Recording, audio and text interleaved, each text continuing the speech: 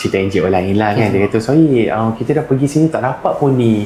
Kalau dekat ni dapat pula voucher contoh kan, seronok kan. Itu pun dah seronok dah hati. Yang ni macam kena arahan pula, kena mandu-mandu, marah-marah pula volunteer. Sometimes happen. Sometimes happen. Tapi bila sometimes benda-benda ini berlaku, itu yang patah balik refleksi diri tu.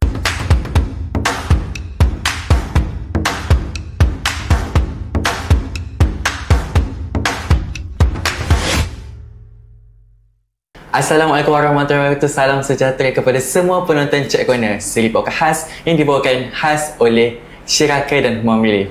Okey, baiklah. Pada hari ini kita bawa tajuk yang cukup istimewa, which is bersama kita boleh kuasa sukarelawan volunteer from anywhere. Yang mana perkara ini, tajuk ini sempena Hari Sukarelawan Sedunia 2025, Every Contribution Matters. So, untuk kita menjayakan tajuk pada hari ini, kita bawakan orang yang saya fikir cukup sesuai dengan tajuk ini, which is bersama tetamu khas kita, Tuan Syed Zainal. Mungkin Tuan Syed boleh kenalkan diri dulu sebab saya rasa yakin sangat ni penonton kita semua nak kenal dengan Cik Syed. Okey, boleh. Terima kasih banyak Fauzan untuk the introduction. Alhamdulillah. Saya Zainal Abidin, Jamalullah Syed Abdul Aziz. Saya berasal di Selangor, Ampang. Okey. Saya adalah founder dan juga atau pengasas dan juga program strategis ataupun think tank of Jiwa Amal Malaysia. Macam tu cerita dia. Oh, okey. So kalau Jiwa Amal ni sebenarnya dia more kepada macam mana NGO dia? Apabila kita bangunkan NGO Jiwa ni, saya akan lain sikit. Sebenarnya Jiwa ni kita bangunkan dia kerana dia ada cerita past dia. Sebelum ni saya belajar master dalam environmental engineering. Tapi waktu kita punya kita ada thesis macam Viva apa semua kan. Jadi waktu tu FYP tu kami cerita pasal the impact of Malaysian society towards climate change. Waktu tu cerita dia. Jadi apa matlamat dia? Kita measure tentang karakteristik, behaviour dan knowledge of orang-orang tempatan, community dengan tahu tak pasal climate change. Tu cerita dia. So then for a while 2016 dapat kerja dalam NGO dengan Muslim Volunteer Malaysia. Waktu tu sebagai coordinator. After 2 years they give me a chance lah untuk kata saya nak tak buat NGO saya sendiri, cubalah belajar buat NGO.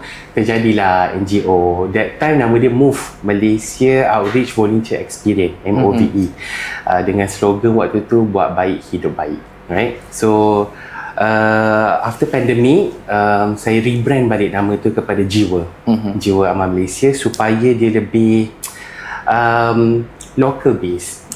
Sebab demografi kita pun banyaknya Malaysia, dan dia lebih ada spiritual sikit nilai dia tu kan.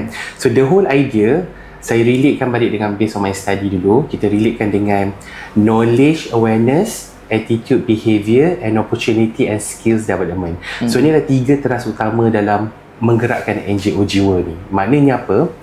Whenever we conducted our project, kita plan, kita susun, kita akan sesuaikan dengan hari-hari kesedaran sosial.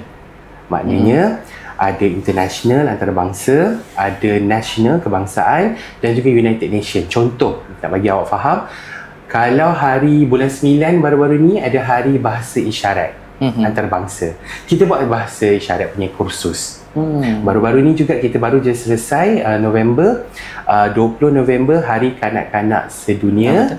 Jadi then that particular week kita buat sambut pula anak-anak ni dekat Kidzania bersama dengan anak-anak kanser dan juga sukarelawan penerajuk alumni. Jadi matlamat dia, we wanted to merge community. Maknanya contoh minta maaf ada community OKU, ada community normal ataupun community orang asli ataupun madrasah sebagai contoh, kan, autism sebagai contoh, tapi dengan sekolah rumah-rumah kebajikan merge supaya kita sama-sama faham yang bukan awak saja perlukan bantuan, sini pun ada juga orang yang memerlukan. So this community akan bergabung, bercampur-campur dan become at least kurang-kurangnya cakna antara satu sama lain. That's the whole idea. Macam tu. Jadi kami percaya orang cakap kesedaran itu tidak boleh berdiri sendiri tanpa ada ilmu pengetahuan. Contoh, kalaulah Fauzan sedar kenapa kita kena buang sampah. Saya tengok apa ni, Sri Raka ada satu buat projek juga ada macam recycling barang-barang apa semua kan. Warm the winter. Kan betul kan? Warm the winter tu I think it's a good initiative in the sense of like ada recycling apa semua. Tetapi apa yang kita faham, kesedaran kita adalah recycling will be the best okay approach kepada semua supaya tak rosakkan environment lah, climate change lah. But then kita terlepas pandang tentang kenapa kena buat begitu. So that's where the knowledge come in. Sebab ekonomi, incineration akan banyak spending cost kan, pembelanjaan besar, merosakkan environment apa semua. So with that kind of concept, kita satukan supaya kena ada kesedaran, kena ada knowledge. I give you an example. Have you met orang bisu? Pernah. Cakap bahasa isyarat. Okay, how do you greet them? Macam ni saya rasa. Terima kasih. Saya macam tu. Okay, it's good that you have that. Kalau kita jumpa dengan orang-orang begini, okay, you pendengaran, kita bagi salam. Ni huruf A. Macam ni. Okay. Sama-sama kan. Assalamualaikum. Kalau hai, hai kan. Kalau waalaikumsalam macam mana? Kita nak malam balik kalau dia cakap kita. Waalaikumsalam. Atau kadang-kadang nak mudah juga, Assalamualaikum atau Waalaikumsalam. Ada juga pelbagai cara. Tetapi now dah tahu, depan ni kalau tim-tim Sri Raka jumpa dengan OKU, volunteer OKU sebagai contoh, you got the knowledge. Because you get the knowledge dan juga kesedaran, you dah be part of jiwa. That's the whole idea. Menarik. Saya suka yang ayat yang semua orang memerlukan kesedaran untuk membantu tu. Betul. So, jadi saya nak tanya pendapat Tuan Said lah kan. Kalau sukarelawan ni, apa yang boleh terjemahkan dalam 3 perkataan lah untuk sejajar dengan kita punya tema setiap sumbangan penting. Baik, faham. Saya rasa, ini pandangan saya lah pengalaman sikit kan. Bila bercakap tentang sukarelawan, saya suka nak connectkan dengan 3 perkara. Betul, 3 perkataan tadi kan? Okey, kebetulan. Satu, kita pendekkan lah, saya panggil REP. REP, ya, okey. R is actually a reflection. Okay. E, empathy. P, purpose. Okay, kenapa? Saya rasa bila kita menjadi sukarelawan, saya pun terlibat dah hampir 9 tahun. Tahun depan ni 10 tahun dah. Alhamdulillah. Tapi walaupun 10 tahun rasa kecil, banyak lagi tak tahu. Betul. Bila kita jadi sukarelawan, once kita involve dengan banyak benda juga, kita rupanya banyak lagi tak tahu. And it's good. It's good in a good way. So reflection, apabila kita jadi sukarelawan, kita perlu faham yang physically kita nampak seperti kita bantu orang. Kan? Fauzan ambil barang, bagi barangan asal kepada Asnaf sebagai contoh, itu adalah perbuatan. Tetapi to reflect that adalah satu perkara yang kita kena faham, bukan kita bantu dia bantu kita. To reflect diri kita yang untuk rasa bersyukur, untuk rasa macam in our life right now, generasi sekarang ni I think cabaran kesihatan mental wujud. Dan semakin ramai yang ambil tahu kan. Jadi bila ramai ambil tahu, maka penglibatan dalam kesukarelawanan akan membuatkan kita mula sedar diri. That's a refleksi. Kalau empathy ni lebih kepada macam bila kita membantu ramai orang, untuk menjadi sukarelawan kena ada empathy. Ataupun lebih tepat, untuk jadi manusia yang baik, empathy kena ada. Empathy ni untuk rasa kesihan kepada orang, untuk sentiasa untuk berbuat baik. I think then come up to the concept of purpose tadi tu, tujuan hidup kita. Sebab kita ni menjadi sukarelawan, kita tidak membantu orang suka-suka. Kita membantu atas sebab. Dan I think it resonate dengan apa yang dalam Islam selalu cakapkan, apa-apa betulkan niat. Apa-apa berniat dulu. Dan niat itu adalah purpose, tujuan. Jadi bila kita kata hari ni tujuannya adalah untuk jadi sukarelawan, untuk bantu Asnaf, ya Allah bagilah aku sesuatu hikmah.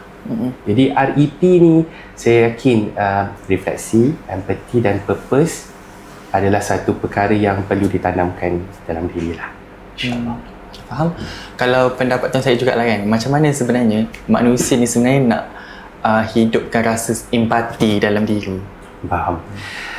Pertama sekali, ada berbagai jenis manusia kan. Satu, saya suka bercakap dengan sukarelawan ni, saya kata cuba kenal diri. Macam mana nak kenal diri sebab kita rasa ni, kalau dulu waktu saya zaman-zaman belajar dulu, will be always being introduced to iceberg theory. Iceberg ni maknanya kan laut dalam, puncak dia tu adalah ais tu, bawah adalah air batu yang lebih besar kan.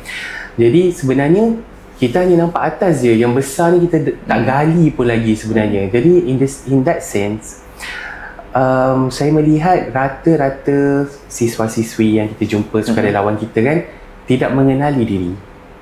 Mereka hanya tahu apa dia rasa, tetapi bila orang nampak berbeza dengan apa yang tingkah laku dia. Jadi selalunya saya encourage mereka, ambil lah ujian personality. Ada ujian personality dog lah, burung lah, ada juga tentang apa, bulan lah, tarikh lahir macam Tok Abah kan, Dr. Fazil Kamsah cakap kan. Lepas tu ada juga test scientifically proven macam apa, MBTI nama dia. Jadi 16 personality. Bila buat, kita nampak kita punya strength, kita nampak kita punya weakness, kita nampak apa kita suka. So from that moment onward, bila kita tahu apa strength kita dan kesukaan kita, we know where to channel our empathy. We know to channel kat mana kita nak bawa hala tuju berbuat baik.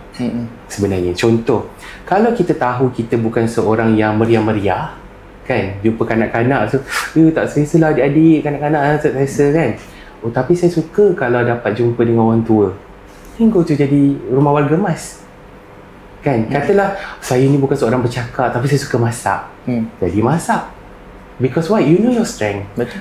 However, it is not wrong bila kita ada empathy, we started to rasa tadi dah masak, rasa macam nak suap pula kat nenek tu. It will eventually slowly akan menjadi hadir perasaan tu. But kena start daripada sekarang. Macam tu, InsyaAllah. Faham.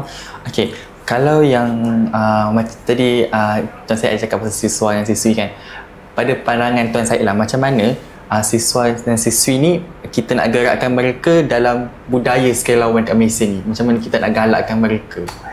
Saya tengok saya rasa apa ni, Kementerian Pendidikan, saya nampak universiti sekarang sama ada swasta ataupun awam kan, banyak dah approach NGO sebab one of the punya apa tu dia panggil CSR merit, dia punya merit tu kan ada macam KPI dia tu kan, kan kena jadi sukarelawan untuk tempoh 2 jam, kena ada assignment lah, sama ada whether buat presentation ataupun involve physically. Tak pun sama, kalau tak rancang pun ada yang buat luar negara lah apa semua, dia kena terlibat mana-mana NGO. I think that is a great approach lah, Alhamdulillah. Dan kita melihat sebab zaman saya dulu tak rasa benda tu, tak ada. Dia macam tak tersengaja jadi sukarelawan. Macam tu kawan-kawan ajak, because benda tu tak, during those day mungkin circle kita bukan circle volunteer, jadi kita tak tahu. Tapi sekarang dah nampak bila universiti terpaksa buat lah kan. Jadi saya rasa untuk because of that particular initiative, kita dah mula nampak dah sukarelawan ni macam orang kata depan ni nak buat lagi lah, macam tu kan. Dia panggil macam lebih kurang kalau ayat tak baik dia macam contagious. Kalau orang kata laughter is the contagious kan, orang ketawa, kita puas nak ketawa juga. Tapi kalau volunteerism, sekali buat dia tak boleh stop, dia nak buat lagi, apa lagi boleh buat, sebab baru kita sedar nilai diri kita. Sebab when we become a volunteer, we started to develop another character. So I would say that pembentukan karakter dari pelbagai nilai, it is truly wonderful bila terbentuk melalui kesukarelawanan. Itu saya nampak lah. Ramai rata-rata volunteer kan, kadang-kadang jumpa kan, dia kata saya sebenarnya pertama kali ni bermain-main dengan anak-anak autism. Contoh kan, rasa sedih, terbayangkan macam mana lah mak ayah dia rasa. Saya 5 jam ni pun dah rasa pening dah, tapi mak ayah tu macam mana tu, contoh kan. Lepas ni apa lagi saya boleh buat? Faham? That is the most important. Bila dia tahu apa dia boleh buat, dan dia baru tahu yang rupanya saya boleh bermain-main dengan adik-adik, rupanya saya boleh merancang. I think that they started to realise quality diri. Then they become happy lah. Sebab kan ada setengah yang macam mahasiswa sekarang ni, dia rasa macam kan dia kena buat benda tu secara paksaan. Betul. So dia orang rasa macam ada rasa simbol sifat yang tak ikhlas nak bantu. Betul. Macam tu. Betul.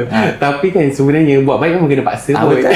Sebab saya dulu pun rasa macam bila macam tak adalah rasa macam gemar sangat. Tetapi bila kita tahu endingnya, hasilnya, bila tengok macam orang yang kita bantu tu senyum, kita rasa macam ada rasa macam sesuatu kat dalam hati tu. Betul.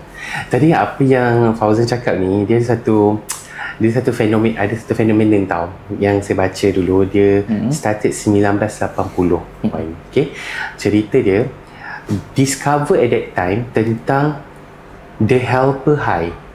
Dia dengar The Helper High ni bunyi macam high ni, macam orang kata macam bunyi macam ketagihan, right? Because apabila kita started bantu orang, sama ada dalam memberi masa, memberi suara ni maknanya kita promote orang lain ke, kita jadi advocacy, contoh, ataupun kemahiran yang kita ada, we feel good about ourselves. Kita dapat donate, kita dapat sedekah walaupun RM1 sebagai contoh. The Helper High ni dia increase kita punya dopamin hormon dan juga oxytocin. Jadi kita become happier. Faham tak? Jadi kenapa dulu saya tak faham juga. Dulu saya kata macam sukarelawan ni contagious. Bila kita buat sekali, kita nak buat lagi. Rupanya because of psychologically ada The Helper High tu. Tu cerita. Tak tahu sampai dah 10 tahun dah. Dah 10 tahun dah. Alhamdulillah. Betul.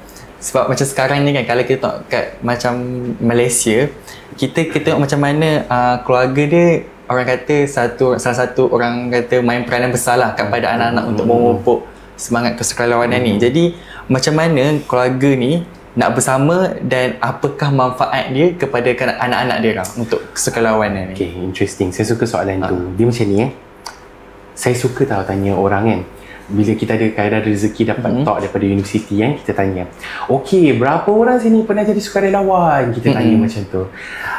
It seems like 80% tidak pernah jadi sukarelawan. Bila saya cakap konteks ni, ia tidak merujuk kepada assignment. Ini 80% ada tak buat volunteer sendiri, contoh Tidak, tak pernah. 80% tidak pernah jadi sukarelawan ni sebenar-benarnya dah jadi sukarelawan daripada rumah. Untuk diri kita. Kenapa saya cakap macam tu, Fauzan? Fauzan jelas tak masuk sukarelawan tu apa?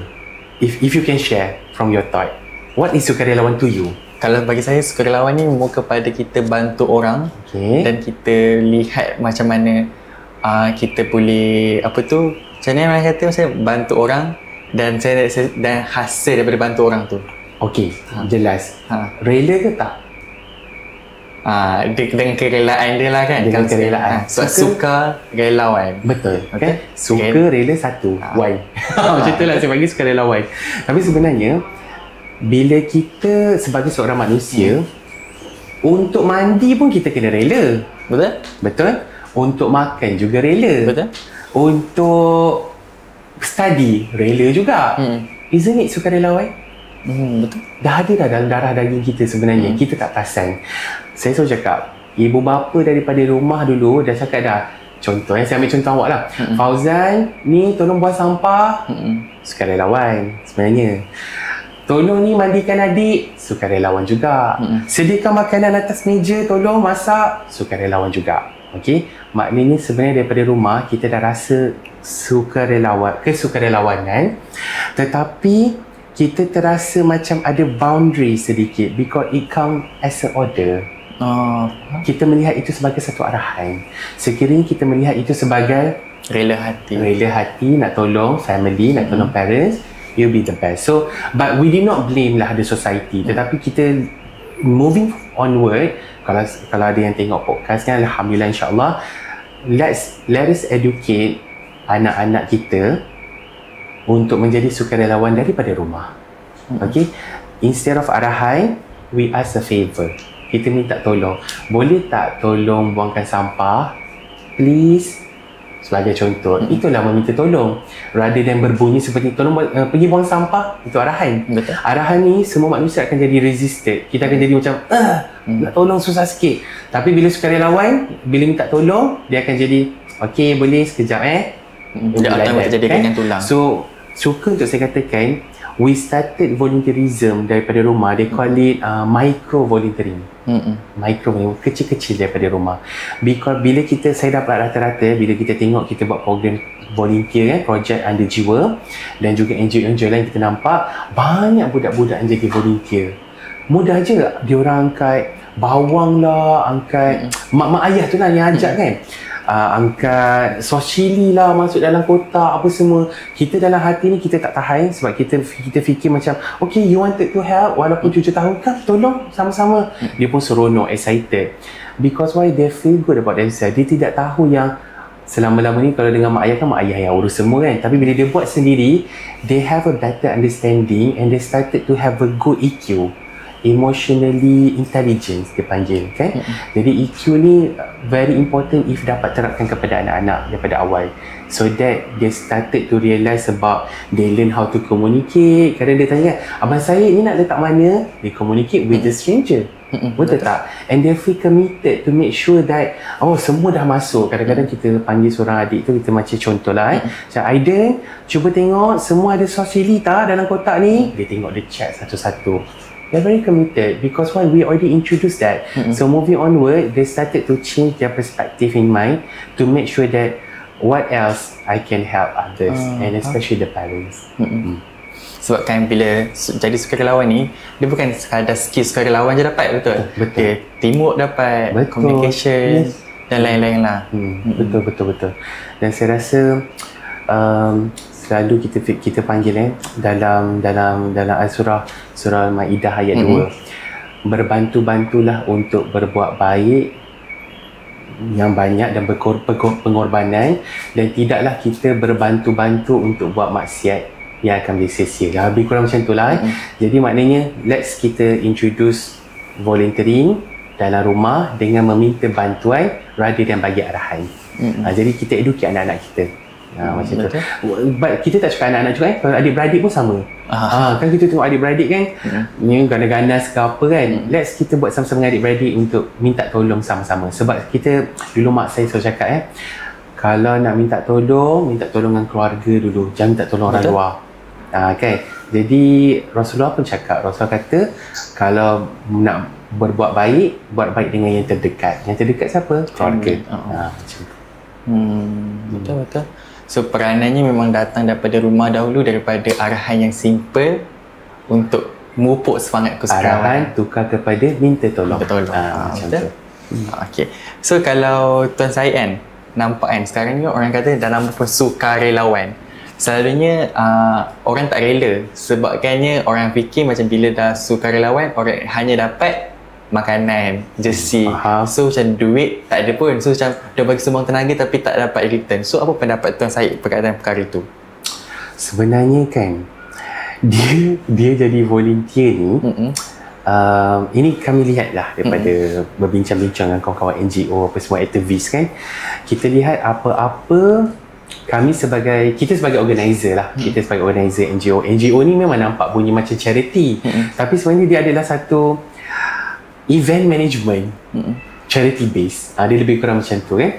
Jadi pertama sekali we have to make sure that our volunteer ni dapat makan, at least dapat makan, dan dapat hadiah-hadiah ni sebagai satu bonus lah, supaya ia menjadi kenangan. In the end of the story, despite of kita nak menjadi ikhlas, menjadi untuk orang kata selfless ni kalau dalam bahasa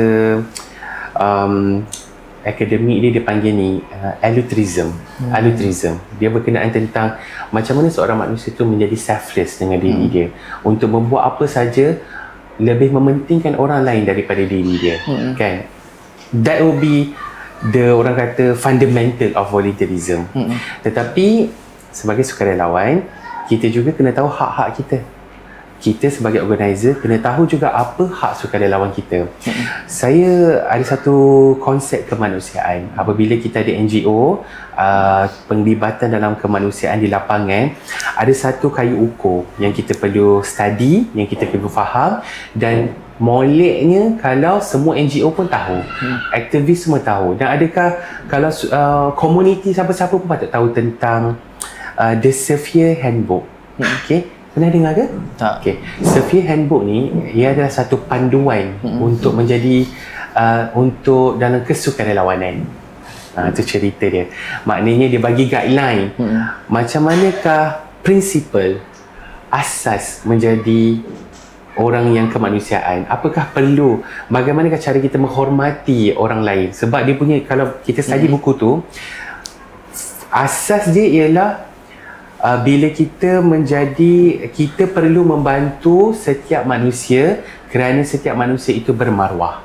Bila maruah ni maknanya dia layak untuk terima bantuan ini. Semua layak. Dia macam tu. Jadi untuk volunteer, kita kena tahu hak kita. Juga kita kena faham juga tentang, orang kata, ini saya cakap dari sudut spiritual lah, barakah. Sebab barakah, part of like, saya tahu sebenarnya ada volunteer pernah cerita kan, cerita NGO lain lah kan, dia kata sorry, kita dah pergi sini tak dapat pun ni, kalau dekat ni dapat pula voucher Zeus, contoh kan, seronok kan, itu pun dah seronok dah hati. Yang ni macam kena arahan pula, kena mando-mando, marah-marah pula volunteer. Sometimes happen. Tapi bila sometimes benda-benda ini berlaku, itu yang patah balik refleksi diri tu. Okey, apa yang berlaku sebenarnya kan? Kita refleksi diri kita balik.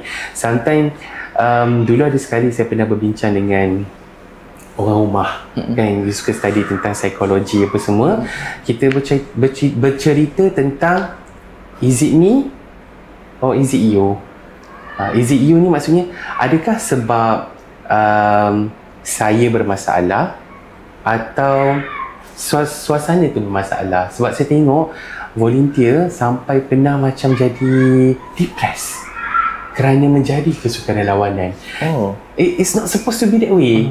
Sukarelawan patut happy. Betul. Kita patut gembira. Tetapi mungkin cabaran-cabaran yang mendatang kan, kita tak dapat nak kontrol juga. Kadang stres, nak mengamuk, nak marah. Asnaf yang kita bantu pun nak marah kita juga. Dia kata sana dapat sos adabi, sini dapat sos lain, sini saya pun nak sama juga. Jadi macam tu. Jadi masalah kan. Tapi mereka juga tidak tahu apakah cerita backstory kita kan, cabaran-cabaran yang NGO lalui, projek juga lalui. So in the end of the story, berbalik pada soalan awak, kalau katalah jadi volunteer ni apa, macam buang masa. Dia sebenarnya tidak buang masa, dia lebih kepada tentang pelaburan masa. Apabila kita laburkan diri kita dalam kesukarelawanan, our masa tu, trust me, you will get better network, you will get better barakah. Dan kalau saya boleh kongsikan, waktu awal-awal dulu saya buat NGO sendiri kan, ni cerita sedih lah. Waktu tu saya rasa macam refleksi, patah balik refleksi. Saya pergi satu rumah dekat Rawang. Jadi ada seorang adik ni, dia kepala dia ada air, dia panggil hydrocephalus. Air, cephalus kepala. So hydrocephalus kepala dia besar macam tu tau. So eventually they needed rumah tu, bila kita buat rumah kebajikan, kena ada daftar ROS, kena daftar JKM juga kan, kena make sure all the standard diikuti tercapai kan. Tetapi apparently rumah tu juga ada jaga anak OKU, ada juga anak-anak yatim apa semua kan, anak perlindungan. Jadi bising-bising budak-budak biasalah kan.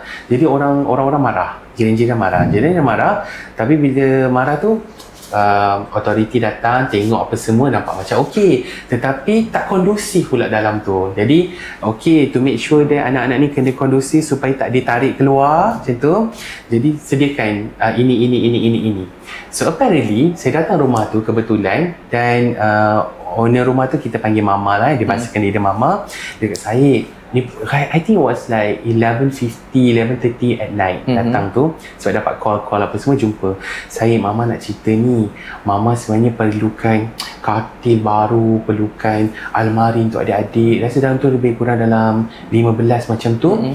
Sebab kalau tak, adik-adik ni akan dibawa keluar, mama tak sanggup kehilangan mereka, mama sayang anak, macam anak mama. Okey, saya pun cakap dengan Mama, saya sebenarnya baru je ni jadi NGO baru ni, maksudnya kita bangunkan NGO sendiri kan.